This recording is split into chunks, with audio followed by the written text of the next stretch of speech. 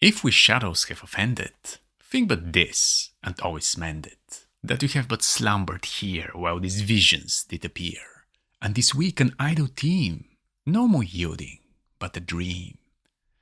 Gentles, do not reprehend, if you pardon, we will mend, and as I am an honest buck, if we have an earned luck, now to escape the serpent's stung, we shall make amends ere long.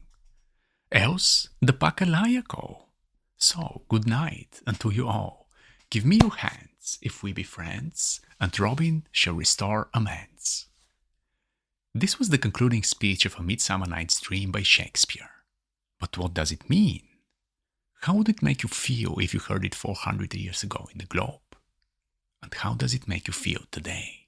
The most popular interpretation is that it's an apology to those who haven't enjoyed the play. The speaker, Puck, aka Robin Goodfellow, talks about mending and restoring things, so it's easy to see where this notion stems from. But if you have a closer look at what he actually says, you'll notice that something doesn't add up.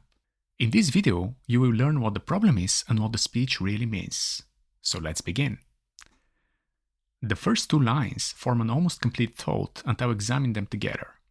If we shadows have offended, think but this, and always mend it.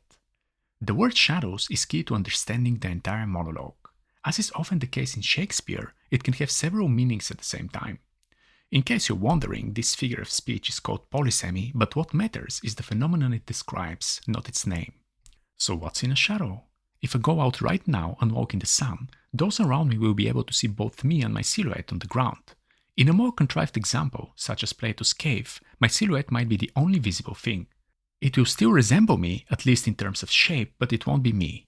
Therefore, a good definition of shadow would be something resembling the original, or an imitation or illusion. Actors imitate real people, and the fairies in the play are kind of illusory in that most humans can't see them. This is why it's reasonable to conclude that Puck refers to the actors and to the magical creatures, of which he's one.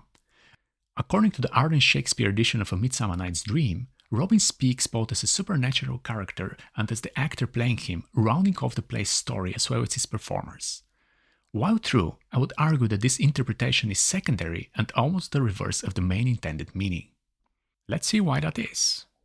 Note that there are no commas surrounding the word shadows. If Puck was indeed referring only to the actors or the fairies, such would be required because shadows would be a subject in opposition. This is a fancy way of describing structures, such as John's wife, Miranda, is very supportive. In my example, both wife and Miranda refers to the same person, and the commas show precisely that. Without them, it would appear that John has more than one wife, and that a name is necessary to specify which of them is supportive. Anyhow, let's go back to A Midsummer Night's Dream. The aforementioned commas are missing not only in all modern editions I've checked, but also in the first quarto, which was published in the year 1600, and the facsimile of which is available for free on the Internet Archive website. Sure, spelling and punctuation rules were even more fluid in the past than they are today, so by itself this observation doesn't prove anything. More hard evidence is required, and luckily the text provides it. I'll return to this a bit later. For now, it's important to remember that some shadows might have offended some people or some other shadows. In other words, shadows is either just the subject or both the subject and the object of the first line. And before you ask, yes, making a single word perform several syntactic functions at the same time was part of Shakespeare's repertoire. The speech as a whole suggests that some spectators might not have enjoyed the play and that Puck is talking to them in particular. All they have to do is think as he says and everything will be okay.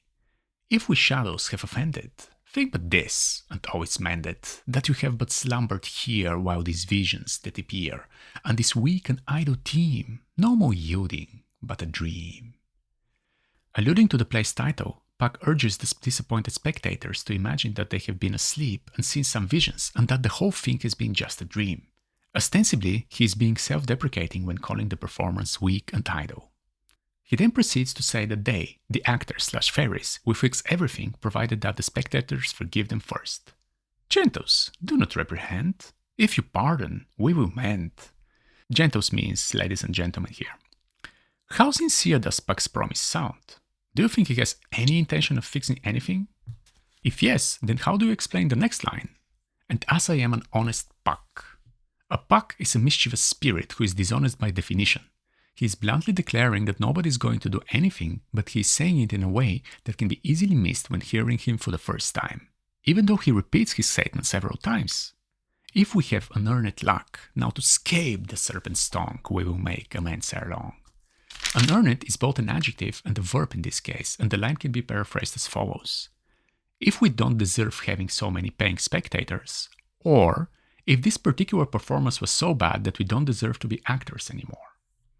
As you can see, both interpretations work. Shakespeare is the king of ambiguity. To escape the serpent's tongue means to avoid or escape from the hissing or booing of the disappointed audience, which, mind you, is referred to as snake of all things. And Puck doesn't stop there. His next line might be the most outrageous one yet, although he utters it in such a way that everyone likes him. Else the Puck a liar call. But he is a liar by definition. He could have as well said, else blame the water for being wet and the meaning won't change one bit. He's like a politician spewing a lot of nonsense and promising nothing, with impunity. The last three lines are no different from the rest. So, good night unto you all, give me your hands, if we be friends, and Robin shall restore amends. He tells everyone good night and asks the audience to start applauding. Naturally, he concludes with yet another empty promise. Obviously, the speech is intended to be funny, and people usually at least smile while watching it. But do they understand it? Do you think you now understand it? And if yes, can you say what those shadows are? Shakespeare's plays are sheer pleasure to watch, read, or listen to, even if you barely scratch their surface. The more you think and learn about them, the more fun you have. But like Nick Bottom's dream, they're bottomless. You can never reach the end, and there's no final or definitive interpretation that renders all the other obsolete. In writing this way, Shakespeare ensured that both well-educated and illiterate people could enjoy his plays. Ironically, those who couldn't afford a good seat and had to stand during the entire performance were called understanders, because their feet were under the stage level. They were also called groundlings, but this is less important. The funny thing is that the understanders probably understood the least because they couldn't afford the education that the nobility took for granted. But anyhow, let's return to the shadows. We have already established that they can be the actors and/or the magical creatures they represent. But what about the spectators? Could a person who has watched a play and is not happy with it be also called a shadow of a good spectator, especially if the dissatisfaction stems from a lack of understanding? And, at least in jest, could a person who doesn't understand something they're supposed to understand be called an idiot? Could Puck be saying, if we have offended any idiots at the start of his speech? And could the entire speech be paraphrased thus? If you don't like our play, it's because you're stupid.